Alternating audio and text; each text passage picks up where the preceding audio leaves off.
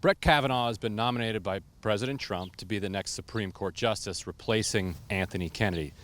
As the media starts looking more into Brett Kavanaugh's background, an interesting thread is starting to get pulled on, and that is this: the relationship between Kavanaugh, Judge Kaczynski in California, and Anthony Kennedy.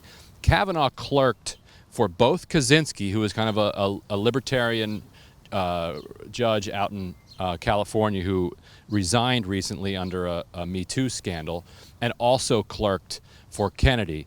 Now, Kaczynski and Kavanaugh were both known to be people who helped vet clerks for Anthony Kennedy. Kaczynski and Kavanaugh, remember Kavanaugh clerked for Kaczynski, were well known to be very close. They were friends, associates, worked closely together. Kavanaugh clerked for Kaczynski. Kaczynski has been known for at least a decade publicly to be a serial harasser of women.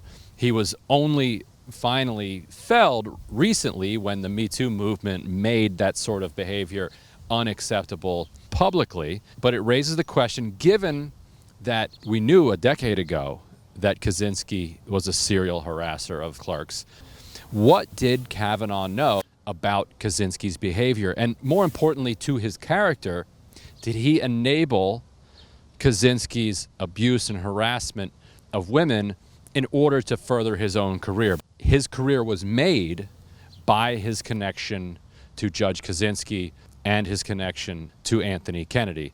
Kennedy, as we now know, advised Trump when he resigned that he would like to see Kavanaugh put in his place. And so is ultimately this Supreme Court nomination a reward to Kavanaugh for looking the other way on foul behavior that he may or may not have witnessed up close? Now, we know that these were not isolated incidents, and we know that they were not restricted to short time periods. This is something that had been going on for a very long time, and it is very difficult to believe that Kavanaugh did not know anything about this. It certainly will be something that he should be pressed on, and I suspect once this gains more traction in the press, will be pressed on by senators, because it adds insult to injury to a nomination that effectively gives the Supreme Court a 5-4 majority that would effectively be able, if it chose,